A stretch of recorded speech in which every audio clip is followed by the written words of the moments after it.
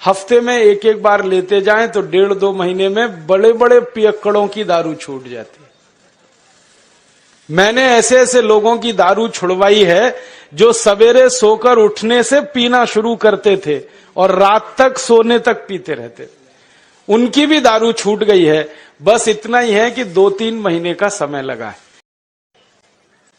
उनके जीवन में कोई व्यसन ना हो, बीड़ी ना पिए, सिगरेट ना पिए, गुटखा ना खाएं, शराब ना पिए, अफीम का कश न लगाएं, मारीजुआना का कश न लगाएं, किसी भी तरह का कोई व्यसन ना करें। कि अगर आप व्यसन में फंसेंगे तो आप समाज में कोई आदर्श प्रस्तुत नहीं कर सकेंगे, और अगर आप समाज में आदर्श प्रस्तुत नहीं कर सकते तो कोई आपकी बात सुनेगा नहीं, मानेगा नहीं।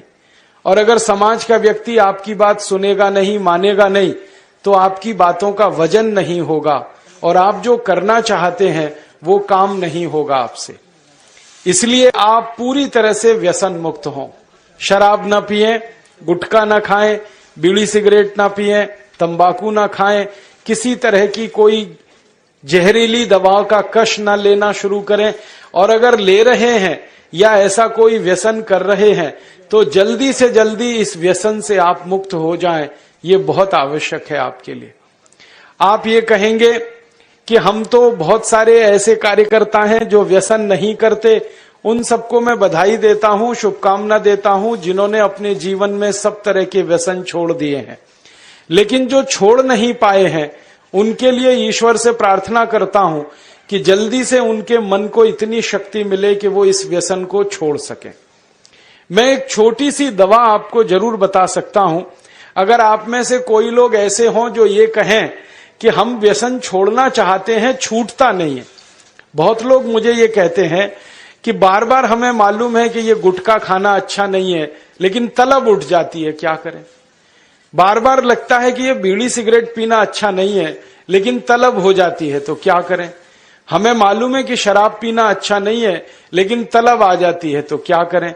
तो आपको बीड़ी सिगरेट की तलब ना आए, गुटखा खाने की तलब ना लगे, तंबाकू खाने की तलब ना हो, शराब पीने की तलब ना हो, इसके लिए एक छोटा सा उपाय बताता हूं जो बहुत आसान है, आप आसानी से कर सकते।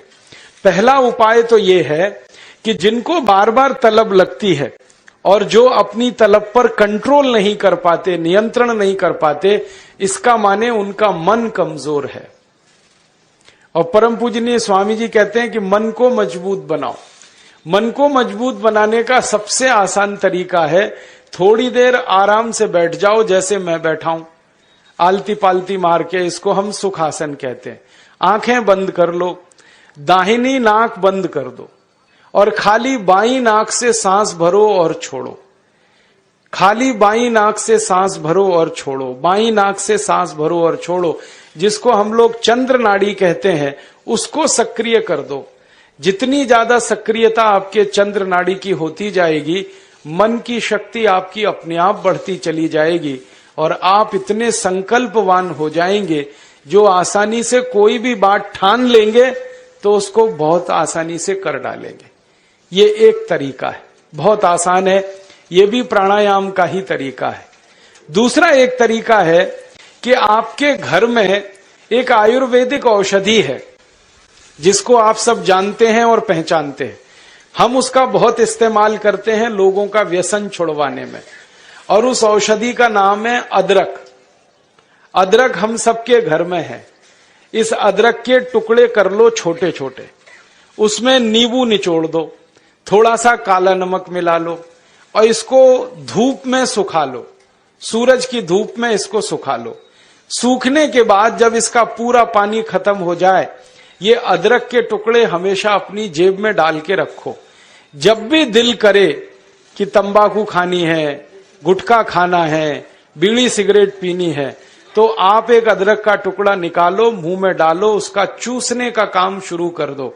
और ये अदरक ऐसी अद्भुत चीज है, इसको दांत से काटो मत, तो सवेरे से शाम तक ये मुंह में आपके सुरक्षित रहता है।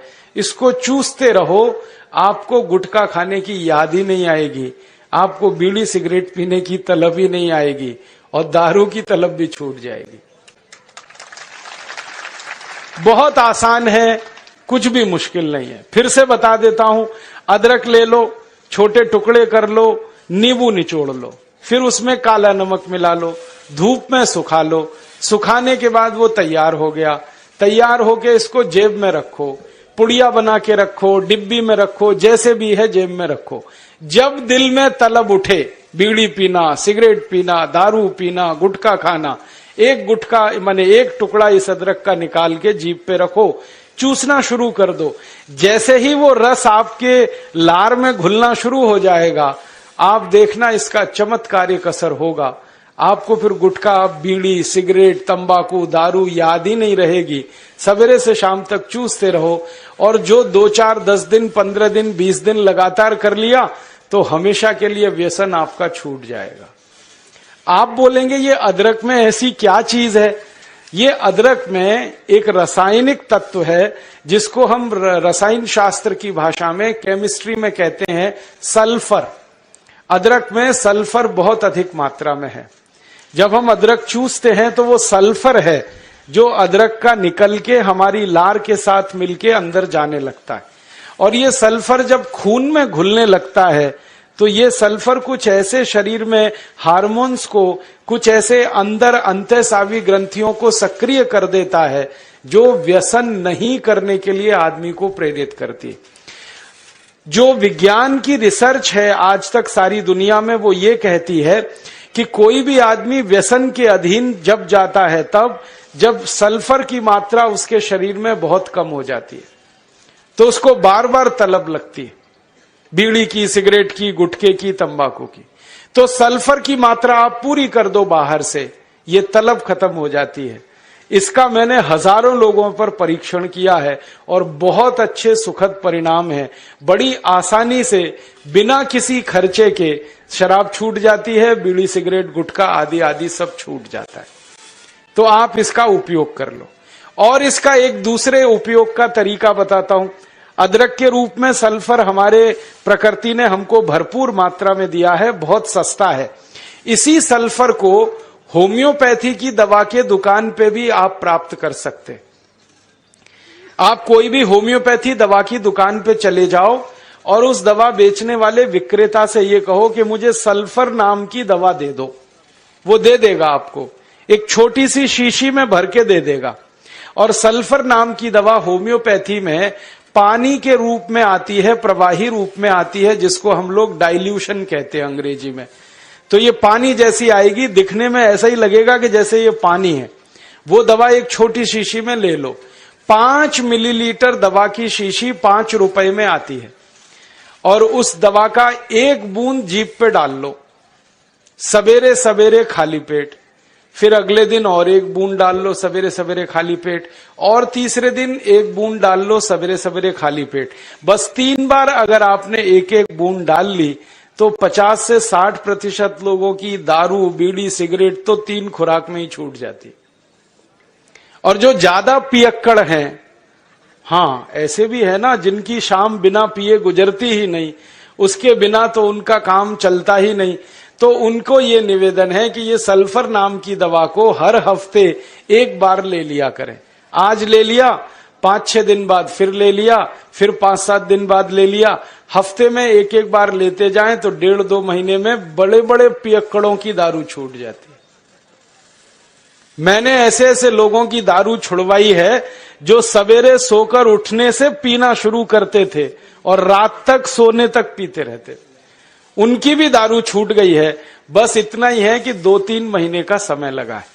तो ये सल्फर दवा अदरक में भी है, बाजार में मिलती है, होम्योपैथी की दुकान पे। अब इस दवा को जब आप खरीदोगे तो दुकानदार आपसे एक सवाल पूछेगा। वो पूछेगा कितनी ताकत की दवा दूं, कितनी पोटेंसी की दवा दूं। तो जब आप लेना इस सल्फर को तो उस दुकानदार से कह देना 200 ताकत की दे दो, 200 पोटेंसी की दे दो। सल्फर 200, यही उसका पूरा नाम है। 200 संख्या है सल्फर दवा का नाम। तो ये सामान्य रूप से बीड़ी, सिगरेट, शराब, दारू वगैरह वगैरह के लिए काफी है। और जो ज्यादा पीने वाले हैं, बहुत ज्यादा जिनकी दारू है, तो उनके लिए यही सल्फर की 1000 ताकत की दवा ले लेना, 1000 पोटेंसी की। तो सल्फर 200 और सल्फर 1000। और अगर आप सब ग्राम रक्षा समिति की तरफ से एक बोतल खरीद लो, इसकी बहुत सस्ती आती है, ऐसे खरीदोगे तो 5 रुपए में 5 मिलीलीटर है, और बड़ी बोतल खरीद लो 250 मिलीलीटर की या 450 मिलीलीटर की, वो 150-200 रुपए की आती है। और एक बोतल सल्फर दवा में 10,000 लोगों की शराब आसानी से छूट जाती है, मात्र एक बोतल में। और वो बोतल कितने की है? 250-250 रुपए की, और 10,000 लोगों के लिए वो काम आ जाती है। और कभी कभी इस दवा को और अच्छे तरीके से इस्तेमाल करना हो तो एक बूंद सल्फर को पानी में डाल देना, जो पीने वाला पानी है, और वो पानी जो शराबी लोग हैं, जो पियक्कड़ लोग हैं, जो व्यसन करने वाले लोग हैं, उनको पिला देना। ये पानी में और अच्छे से काम करती है। कई बार तो मैंने ऐसा भी किया है कि एक बाल्टी पानी ले लिया, उसमें एक बूंद डाल दिया, अब वो पूरा पानी ही दवा हो गया, उसमें से एक एक चम्मच पिला दिया लोगों को, तो भी व्यसन उनके छूट जाते हैं। तो एक बता दिया मैंने आपको अदरक, उसका इस्तेमाल करना है व्यसन छोड़ने के लिए, और दूसरा बता दिया मैंने आपको सल्फर, जो होम्योपैथी में है, एक 200 ताकत की, एक 1000 ताकत की। और पहली बात जो सबसे पहले मैंने बताई कि मन को थोड़ा मजबूत कर लो, तो बाईं नाक से सांस लेना, बाईं नाक से सांस निकालना 5 मिनट रोज सुबेरे भी अगर आपने कर लिया तो आपके जीवन से सब तरह की कमजोरी मन की खत्म हो जाएगी और व्यसन छोड़ना आपके लिए बहुत आसान हो जाएगा। तीसरा और आखिरी संदेश कि आप अपने जीवन में हिंदू हैं या मुसलमान, सिख हैं या ईसाई, जैन हैं या बौद्ध, ये सब अपने घर तक सीमित रखो। हम हिंदू हैं, कोई मुसलमान है, कोई सिख है, कोई ईसाई है, कोई जैन है, कोई बौद्ध है, ये सब हमारे व्यक्तिगत जीवन तक सीमित रखो, अपने घर तक सीमित रखो। तो आप सब भारतवासी हो और भारतीय हो, सिर्फ इतना ही याद रखो। काम करने के लिए हम जब घर के बाहर निकल गए तो हम सब भारतीय हैं। घरों के अंदर जब तक हम हैं तो पूजा पद्धतियां हमारी सबकी अलग अलग हैं। कोई हिंदू तरीके से पूजा करेगा, कोई मुस्लिम तरीके से करेगा, कोई जैन होगा, कोई बौद्ध होगा। तो घरों के अंदर हम हिंदू, सिख, ईसाई, जैन धर्म, बौद्ध धर्म पालने वाले व्यक्तिगत लोग हैं। घर के बाहर निकलते ही हमें भूल जाना है कि हम हिंदू हैं, कोई मुसलमान है, कोई जैन है, कोई बौद्ध है। हमें एक ही बात याद रखनी है कि हम सब भारतीय हैं, भारत माता के सुपुत्र हैं, भारत माता की सुपुत्रियां हैं, भारत माता हम सब की माता है, हम आपस में भाई बहन हैं। तो मिलकर अपने भारत माता की रक्षा करनी है, मिलकर अपने भारत माता की सुरक्षा करनी है। भारत माता पूरा देश, उस पूरे देश में आपका एक राज्य, आपके एक राज्य में आपके छोटे छोटे कुछ जिले, जिलों में आपके छोटे छोटे गांव, और गांव में छोटे छोटे मोहल्ले, ये हर छोटी इकाई भारत माता की ही इकाई है। आपके गांव का मोहल्ला हो या शहर का मोहल्ला हो, ये एक छोटी इकाई है भारत माता की। तो इन सब छोटी छोटी इकाइयों की रक्षा हमें करनी है। ये संकल्प हमें लेके काम करना है कि हम भारतवासी हैं, अपनी भारत माता की भूमि की एक एक इंच जमीन की रक्षा हमें करना है, अपराधियों से, उन सब लोगों से जो देश को तोड़ने के काम में लगे हैं, विघटन करना चाहते हैं इस देश का, इस देश को नुकसान पहुंचाना चाहते हैं। तरीके उनके कुछ भी हों, हमें उनके तरीकों को नाकामयाब बनाना है, असफल बनाना है, और अपने संकल्पों को सफल बनाना है और सार्थक बनाना है। पहला संदेश कि आप सब निरोगी हों, रोग मुक्त हों, चिकित्सा पर आपको कोई पैसा खर्च ना करना पड़े, ज्यादा दवाएं आपको ना खानी पड़े, उसके लिए योग प्राणायाम करें। दूसरा संदेश, आप व्यसन मुक्त हों, किसी भी तरह के व्यसन में ना फंसें। और तीसरा और आखिरी संदेश कि हम सब सार्वजनिक जीवन में भारतीय बने, व्यक्तिगत जीवन में हिंदू मुसलमान कुछ भी हो, भारतीय होकर इस देश के लिए काम